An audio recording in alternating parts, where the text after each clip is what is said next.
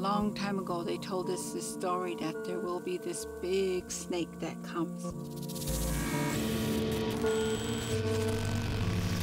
And when the black snake comes, the world will end.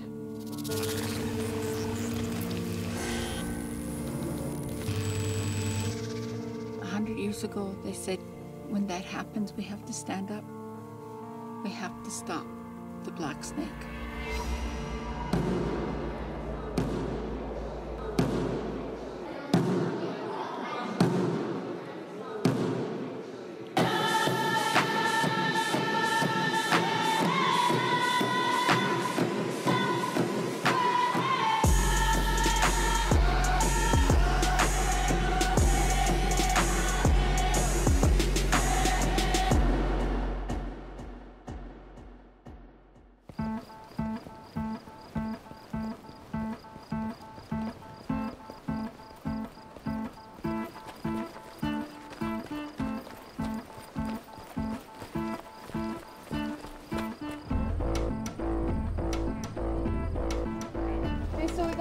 From down the line, we got calls of police coming in, but they're actually about 7 miles down the road. They built a road in, and they dropped barricades to keep people from going in, but they've been getting their equipment in through the back. If any of you guys know any of the people with horses, they're asking them to scout in and see where the machinery is. All right, so we need to, are you sending everyone over there now? Yeah, three gravel trucks and one train. Okay. Coming this way? Yeah, coming this way. They should be here. They were half hour ago. They were in State Cemetery. Okay. Okay, ready? Stand up, fight back! What are we doing? Our water's under attack! Stand up, fight back! What are we doing? Our people are under attack! Stand up, fight back! What are we doing? Our lives are under attack! Stand up, fight back! What are we doing? Our lives are under attack!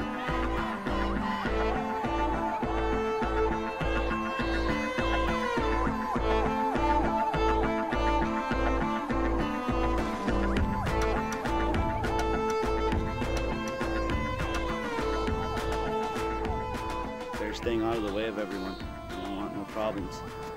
You know, they've been going probably about half a day without water. So if any of you have, you know, extra water, share it with them. Because I know that they probably don't want to be here. So, you know, be kind, be a human, and share with them. Oh, well, thank you. I appreciate that. Thank you very much. Oh, you guys truly don't. Thank you very much. That's the point. We really appreciate it. Thank you, guys. Thank you. There is a standoff in the Great Plains. 200 Native American tribes are fighting construction of an oil pipeline. The Dakota Access Pipeline would have the same impact on the planet as 21.4 million cars. It would also pose a serious threat to the water supply along its entire 1,170-mile route, not just on Standing Rock Sioux land, but downstream in the Missouri and the Mississippi rivers. In what possible world is this a good idea?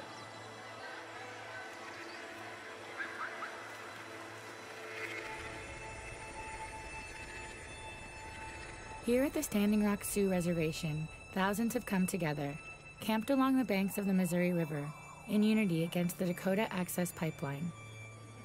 This is the largest mass gathering of natives and allies in more than a century. I arrived when the camp was still young, before we knew this would grow into the movement it has become, before the police barricades, before the arrests, before the world began to take notice, when just a few dozen people had collected on a patch of land known as the Sacred Stone Camp.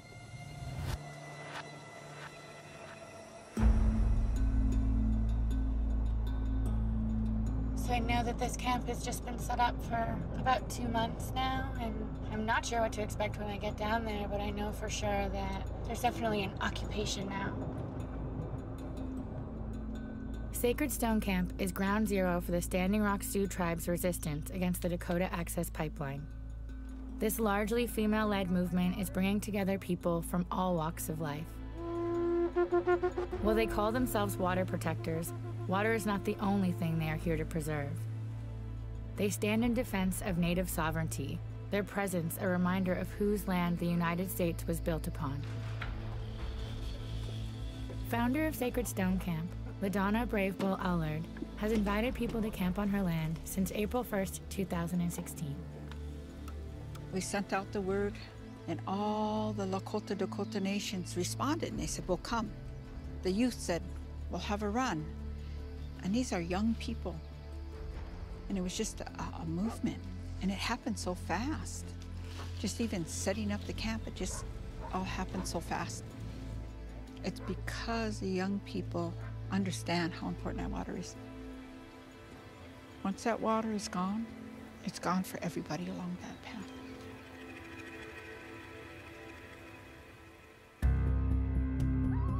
In opposition of the Dakota Access Pipeline, a group of Indigenous youth organized a 500-mile relay run from the Standing Rock Sioux Reservation to the office of the United States Army Corps in Omaha, Nebraska. They delivered a petition asking them not to grant the final federal permits needed to complete the pipeline. One of the main organizers of the youth run was 24-year-old Bobby Jean Three Legs.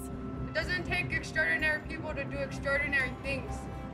It takes a good mind and a good heart.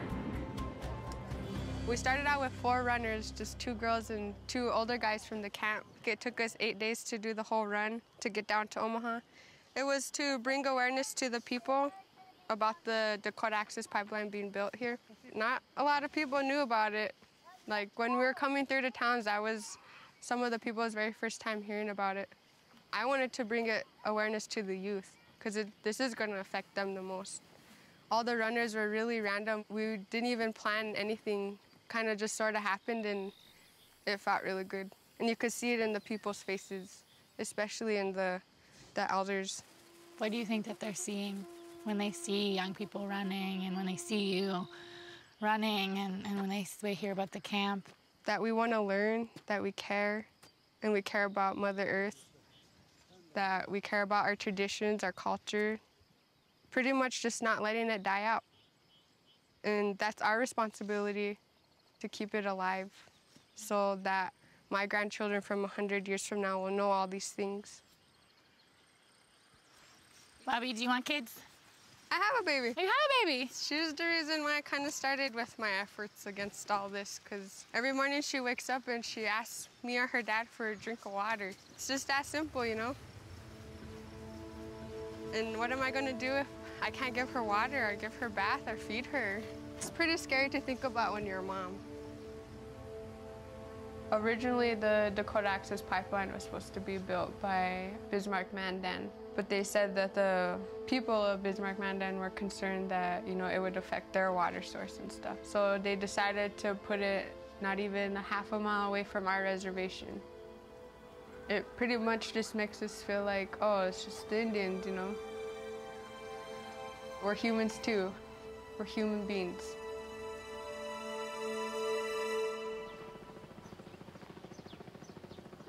Hey, I'm Serene. What are you doing? Well, I'm just going to give my daily check on, see what kind of, if there's any progress or movement over here. Let us see. Where are you looking? I'm looking over there where they got their staging at. Oh, there's those big white boxes again. Oh, they're getting ready to put them in somewhere. It's new though? Something new is down there? Yeah, see, check this out. Okay. You see that field where they graded the ground there? You see those big white things? Yeah. And plus that, a little to the right, you can see that they got equipment over there, so they're working over there.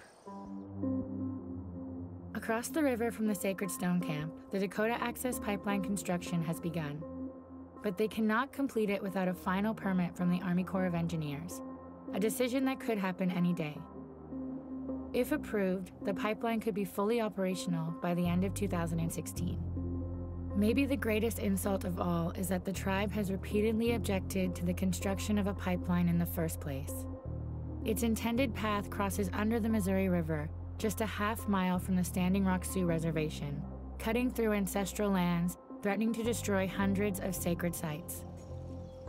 We're waiting for them to come down that last hill towards the river, and once we see them do that, then we're moving over, setting camp right up in the pathway of the pipeline to the river, and that's when we're going to start letting ourselves be noticed. And when do you think you're gonna make that move? I don't know. That's where we're gonna have a group discussion because this is new info here right this minute. You know, it goes by their move. You know, it's gonna be like a chess game here. Is it dangerous to be over there? Well, you know, they got them man camps over there, and I'm sure they all would like to pop an Indian or two, so. They start construction and say, look, we put this much money into it already. You need to give us the permit, otherwise we're going to lose all these millions of dollars. That's their strategy. In their environmental assessment, it has 380 sites, our sites that are up for total destruction. That's burials, rock cairns, sacred sites, traditional cultural properties, and village sites are up for destruction by Dakota Access. A lot of non-Native people, when they see the fights, they'll just say, well, there's an easy solution. Why don't you just move somewhere else or leave or go to the city to get income? Why do you stay? Why do Indigenous people stay here? Because the roots go right out of my feet down to the ground. I can tell you my grandfather's grandfather's grandfather's grandfathers lived.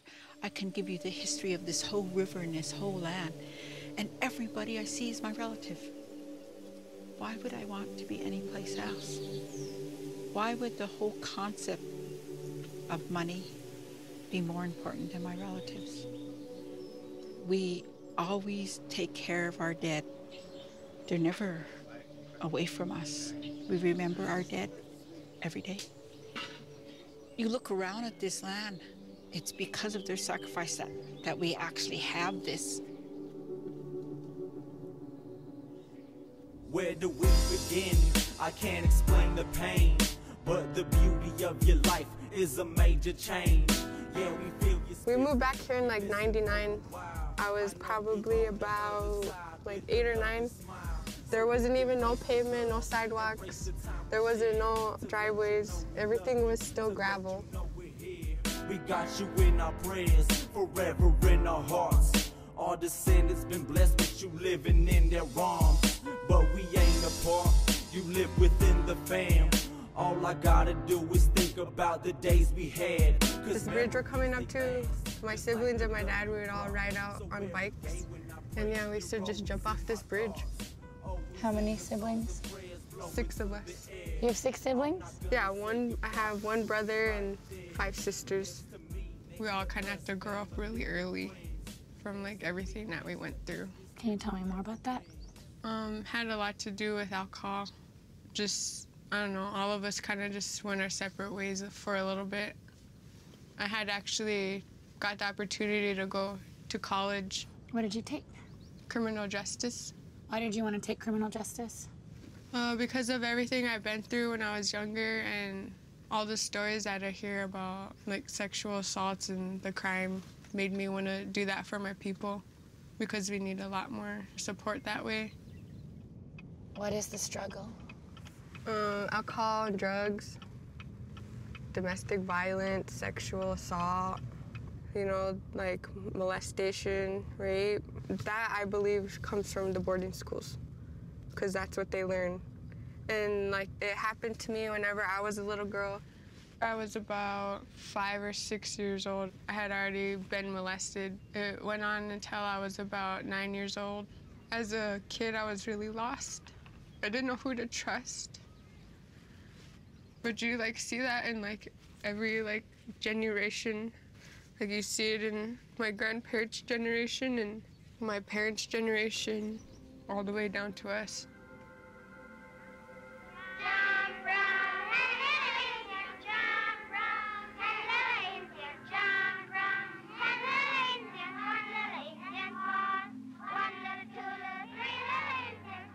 I watch the stories with the people that went to boarding school. Like, I'll get on the internet and, like, just look up stories. And it kind of gave me a lot of answers to why everything was the way it was growing up. In the 1870s, the American government separated thousands of Indigenous children from their families and forced them into boarding schools. We bring them in, clean them up, and start them on their way to civilization. Through the agencies of the government, they are being rapidly brought from their state of comparative savagery and barbarism to one of civilization. The schools banned all forms of indigenous culture and spiritual beliefs, and many children suffered physical, sexual, and emotional abuse from the people who were supposed to be caring for them. Many survivors turned to drugs and alcohol to deal with their pain. The intergenerational effects of this trauma are still felt today. By the time I was like 10 or 11, I had already tried to commit suicide. I did pills a lot and I drank a lot too. It was just kind of getting out of control. It took me a long time to realize that I love myself and that I'm not gonna let that define me. I finally found it in myself to quit. We need to just forgive that part of us and just grow from it and try to prevent it as much as we can. And if that means just talking out loud about it, you know, that's what we need to do. And, you know, I see it, and I grew up with it, I've been through it, and I want to fix it. I would go crazy if someone ever hurt my baby.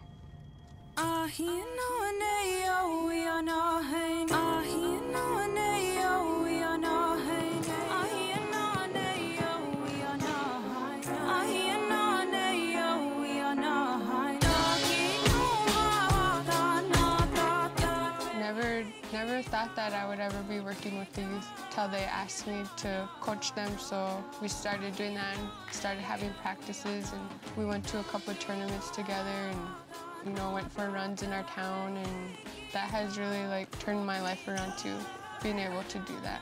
It's a game that gets them away from reality. You know, it's just trying to show them that we can be positive, and, you know, whatever we're going through at home or whatever, we don't have to let that define us, and that we can go out and live our dreams and get an education and all that.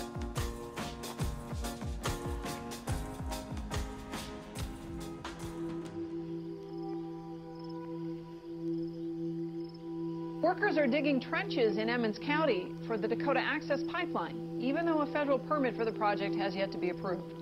The North Dakota section would cross under several rivers, which prompted protests on the Standing Rock and Fort Berthold reservations about the threat to drinking water supplies. The Army Corps of Engineers still hasn't given approval to cross those waterways. Right now, Army Corps is holding our whole lives in their hands with this permit. So they must issue the permit to allow that pipeline to go across the Missouri River. With Standing Rock, we're 2.3 million acres. We're the 5th largest land-based tribe in the United States. Across the river, that's our homelands. We call that Docket 74A, unresolved land claims of my people, because in 1873, they rounded us up and brought us over to this side of the river. But our homes, our ceremonial sites, our sacred sites are all across there where they're digging right now. And I went over there and I watched them, and I was thinking, what are you going to do when you find my family's remains? Are you just going to throw them aside? So you can see probably the tip. There's a little island that's out there in the river. Mm-hmm. That little island is a burial ground. It's all burials out there. So what they're going to do is they're going to go down underneath the river and come up underneath that burial ground. And we're saying, you can't do that. One of the things that no human being should have to do is pick up human remains from the river.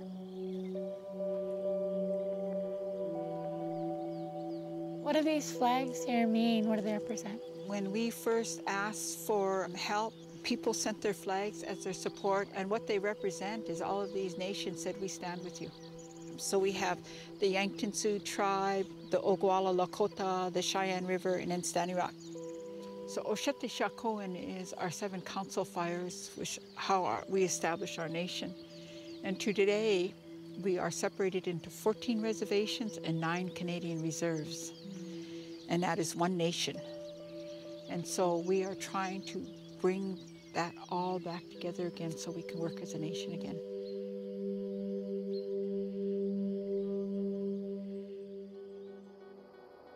The Oshete Shakoan, or Great Sioux Nation, is home to some of the poorest people in America, organizing to oppose a fossil fuel industry supported by some of the richest and most powerful people on the planet. LaDonna's camp has brought people together in prayer, a courageous act of nonviolent and defensive resistance to say enough is enough, We will not let our water be spoiled for profit. But this is a war not easily won in a country solidified in its strong allegiances to the fossil fuel industry. The Standing Rock occupation, coupled with the recent presidential race, is widening an already existing divide in the community. While Donald Trump speaks at an oil and gas conference in the state capital of Bismarck, North Dakota, outside, racial tensions run high. America first! America first! America first! Trump will make America great again! Get a job, you bums! Yes. You're fucking racist. I'm tired of the government taking $300 from my check a week to give it to you bums! Your mouth wash. I pay for my own shit. Shame on you! I pay for my shit. Not here. Step back up on the curb. You know, if they come in and they, break ground and they complete the Dakota Access Pipeline, they are potentially going to be contaminating all of our water systems in South Dakota, which extends from, the reservation here in Standing Rock, all the way down to Yankton to the other corner, and goes all the way back up to Minnesota and back down through Lake Traverse into our reservation in Sisseton. So to say that it's not going to affect everything and the entire Dakota territory is just plain naive. We are fighting for a future of America that's better for all of us. At an hour's drive away, Bismarck is the closest major city to the camp. Every day, LaDonna and her husband Miles make the drive to town to get the much-needed supplies to keep the camp functioning. So this isn't, it's out of your pocket right now, but there'll be a, like a camp fund, or how does it work? Like, are you footing the bill? Right now, about a third of my income goes to the camp, and then the rest are all donations. And we wrote 3 grants, and so the grant money should be in the account soon, which we'll be able to buy plyboard and stuff. How much money do you spend a day on the camp? No, can't complain. 100, 150 about a day. Wow. That's to make sure everybody's got food and meat, and their biggest thing right now is get real coffee. Yeah, real coffee. The Dakota Access Pipeline is getting closer to approval. Last week, both South Dakota and Illinois approved the project, although it hasn't yet been approved here in North Dakota. Since the camp I have lots and lots of sick leave, so I've been taking 4 hours at least once or twice a week just to take care of what the camp needs. It's like people understand what we're doing, so community members come down and bring any extra food, any extra supplies. I'm trying to make all the records accountable. I opened a bank account just for the camp, so then we have bank statements saying this is how much money's here and stuff, so accountability. So how long do you think you can run it like this? It's gonna need to run like this. Till we win.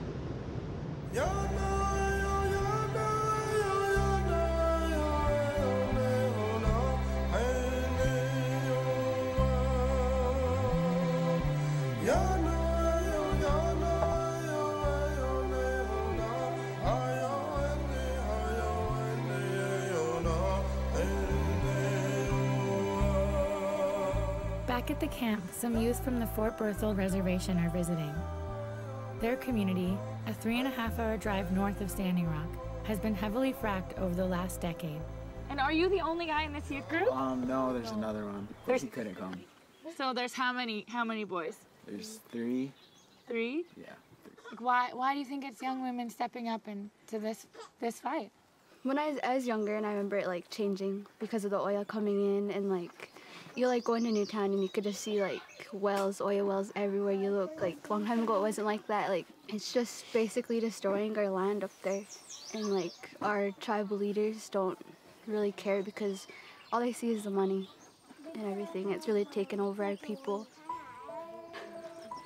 We don't feel safe in our own communities anymore because of all the men that the oil brought in, because like the economy and the jobs and everything. You can get just picked up off of the sidewalk or wherever you are. Someone can just steal you. So you can just get stolen? And what happens to you? You can get raped, you can get killed, or sold multiple times. Sold to who? Different men. The oil boom in North Dakota has brought an influx of money to the region, but with it has come drugs, crime, and sex trafficking. In the community of Fort Berthold, there has been a 168% increase in violent assaults against women. Man camps, the temporary lodging set up to house oil workers, has put women's lives at risk, and tribal police officers can do little to stop it. The United States Supreme Court stripped tribes of the right to arrest non-natives who commit crimes on reservation land, sending a strong message that on Indian land, criminals can get away with almost anything. It's scary to think that you guys are scared to walk out your own doors. It's scary to think that that could become what our community is like. I refuse to let that happen to me or like any of us, you know what I mean, like anybody in our community. That's why I'm like doing this, that's why I'm standing up, but I want to use my voice because it can't continue to go on how it is going up there, so.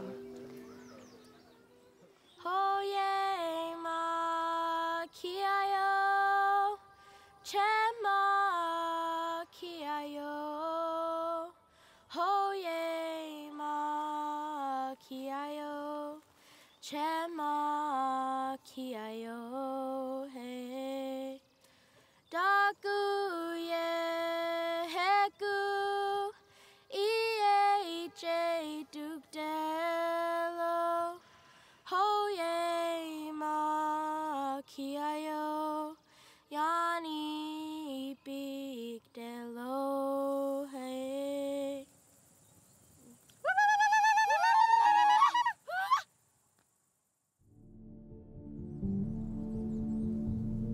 Their suffering in their land is very great. Our Native American family. So all of those who cry for justice, no cry is greater than those who have suffered the most.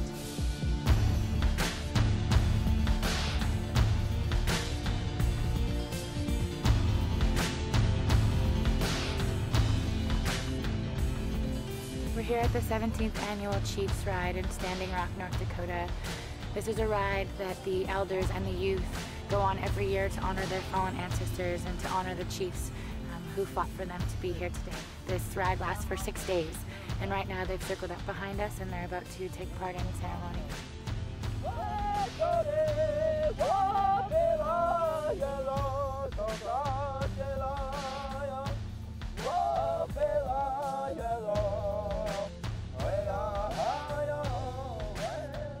It's been a good week to get up early and you don't want to go, but then you're like, you know what you're riding for. So at the end of the day, you feel good. What are you riding for? To honor all our chiefs, the leaders that led the way and stood up for our people and did what was good for them. I ride for the chiefs and I ride for my family. So. Is this your first time riding? No. Like 5th year. Your 5th year? Yeah. How about you? 8th. Your 8th year? So what kind of stories, what kind of things do you hear when you're riding? What happens? A lot of old stories that amazing, like kind of cool stuff about how they like fought for freedom and stuff. Can you guys tell me why you think it's important to know your history? So it don't happen again. Just the way the phoenix rise out the ash and in the skies, me, myself, and only I pray rebirth for my own life. But before I get too old, cold and begging for control, at this time I've tamed my shame, yet my dreams remain the same. Sitting Bull became a warrior as a young boy. I believe he was on a buffalo hunt. Somebody had shot that buffalo. Buffalo was sitting there, sitting down. Front feet were up. Later, after that hunt, he took the name of Sitting Bull when he seen that. Chief Sitting Bull is a legendary face of Indigenous resistance.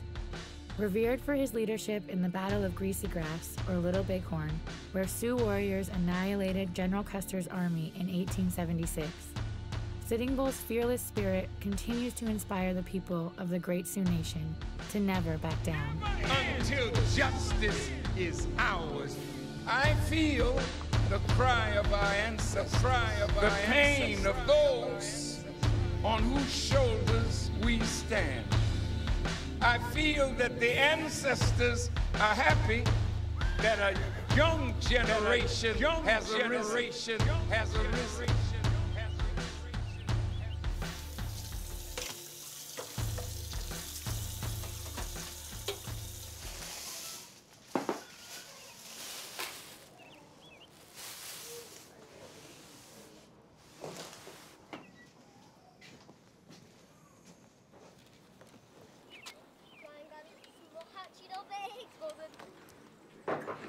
I'm gonna go play games. Okay.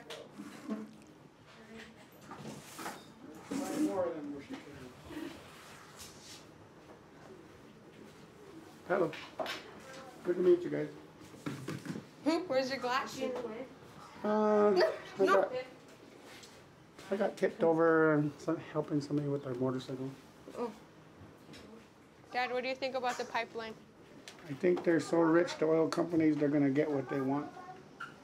It's always the ones that are rich have money that can get their way. They don't think about the grassroots people at all. When she asked me, the only thing about this run that I knew, she asked me, she said, Dad, do you think I could do it? I said, you know, it's not a matter if you could do it. I said, it's a matter of what you're going to do after that. I said, because you're going to open one door, it's going to lead to another door. You're representing the people. I said, they'll always be watching you now. And that's a big responsibility to have. I know what you did was very important because you shed a lot of light on it. I know there's some coalitions that are starting up a little bit more fired up because of what you did. You made the non-natives more aware of what the pipelines are actually doing. That it's not just a native issue? It's not just a native issue. Yeah. I guess this is the starting point where we're fighting back. When your daughter gets older, I see a lot better things for them than happened for me or my parents.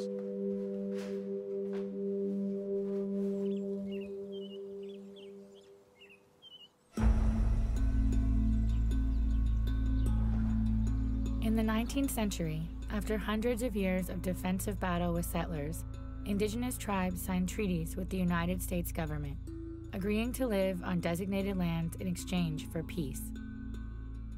Over the years, the United States has repeatedly broke its promises. To date, every one of the treaties signed with Native peoples has been violated. Lands were forcibly claimed through violence and genocide, and today the Sioux people still face being arrested on their own land.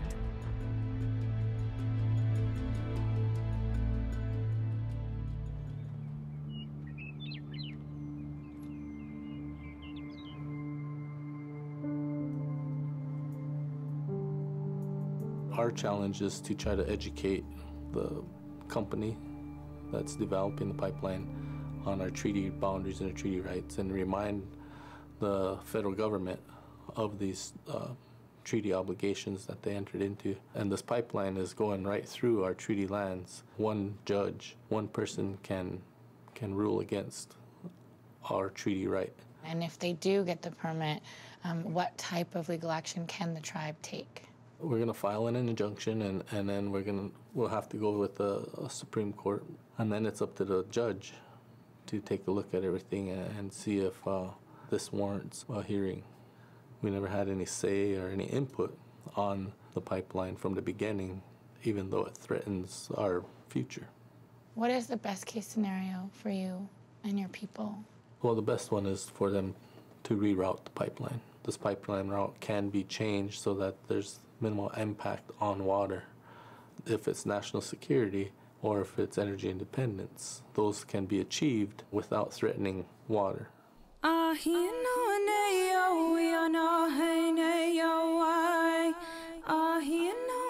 crude oil pipeline has received final federal permit approvals needed to proceed with construction.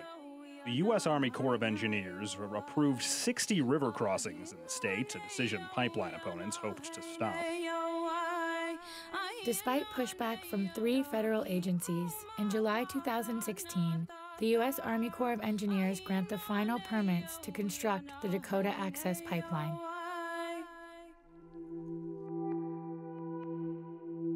Yesterday was a very devastating day. But that doesn't mean that we stop fighting. We must fight with every inch of our lives now. We need to all stand together. We need to do our best to fight this demon, to fight the black snake. I'm asking each of you to come stand with us at Sacred Stone Camp.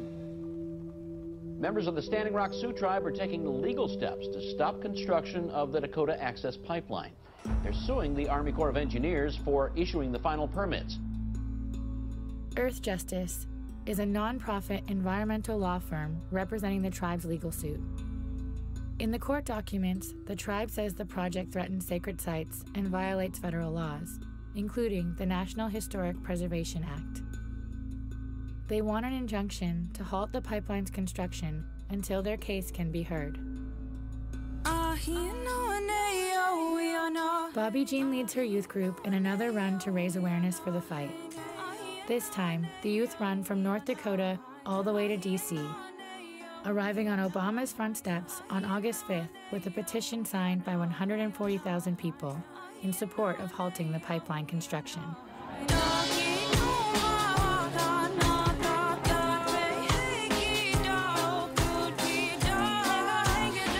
We had a 48-hour notice about 2 days ago that they were going to start drilling under the Missouri River.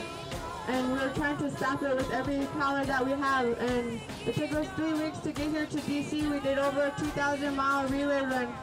All these kids are from different various reservations throughout the Midwest. Our livelihoods are at stake. And we're asking for your support and your signatures to help us stop this pipeline. Our people! Our people! For one nation! One nation! I feel like my people were so oppressed for hundreds of years that they never got to have a voice to speak out. And you know, maybe it did take us kids to say something for people to listen, but now people are listening, and you know, they're hearing where we're coming from. They get to understand our perspective of life, and you know, this is scary. This is all our futures, and I feel like this is the time that's changing now. I really do. I feel like a great change is coming.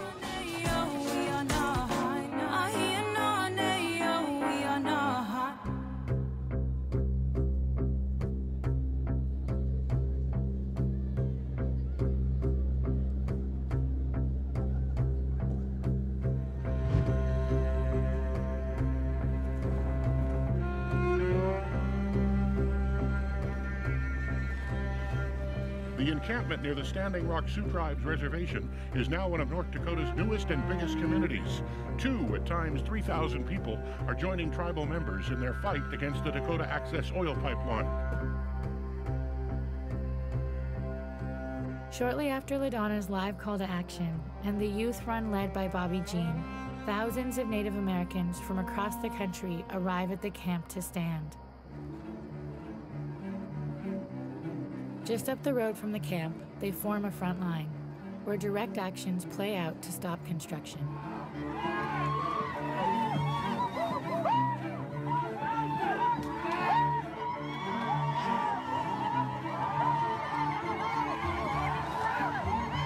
I sent out a call to all the warriors, and I am just kind of in shock at all the people who came. People came from everywhere. I see the eagle and condor here. I see Oshete Shakoan coming together. I see all the nations standing with us.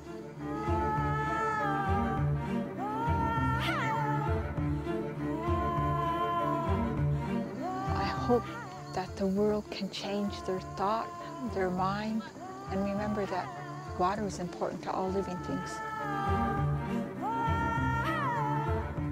I am not moving till every pipe is removed from that earth and the earth is put back the way it was.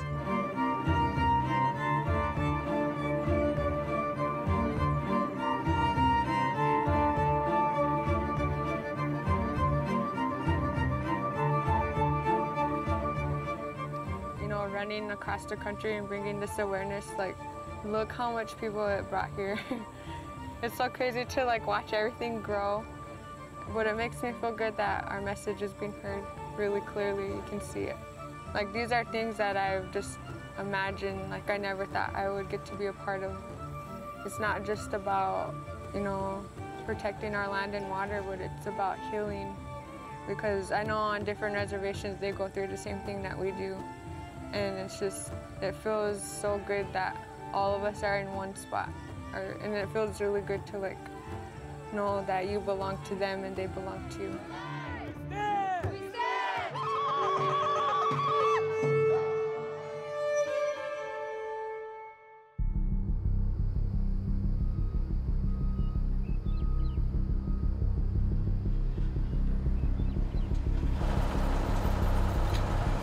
Criminals! You guys are criminals! Go get your money somewhere else! This land being bulldozed is an ancestral burial ground. The tribe filed evidence of this sacred site to the court on Friday, September 2nd. On Saturday, September 3rd, construction workers jump ahead of their intended route and bulldoze all evidence of the burial site. When defenders rush to protect their sacred land, they are met by private security forces hired by Dakota Access, armed with pepper spray and dogs.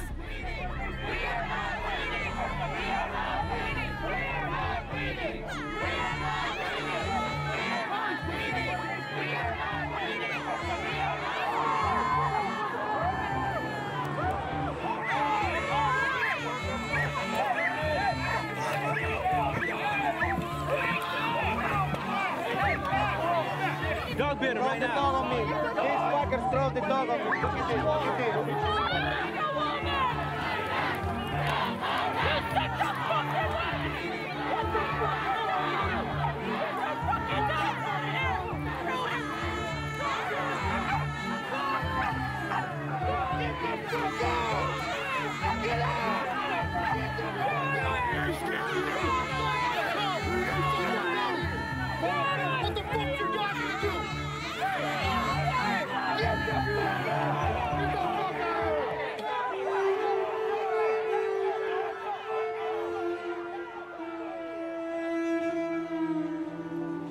Things are getting pretty serious now. They have dogs out there. They have pit bulls, German shepherds. They're macing people. All my people on Standing Rock, I need you to wake up and open your eyes and ears. I need you to get out there and stand with the people. Stand up for your land. Stand up for your families, your daughters, your sons. It makes me cry because what would we do without all these people on our land, without all these people trying to help protect us? They're risking their lives right now, and the government does not give a fuck right now. I need my Standing Rock people to wake up. You know, put the bottle down for a day. You know, put the drugs away for a day. I know that's why we're struggling right now. I know that. I know those struggles. But this is a much more bigger struggle. This is our land. And this is what we have to take care of.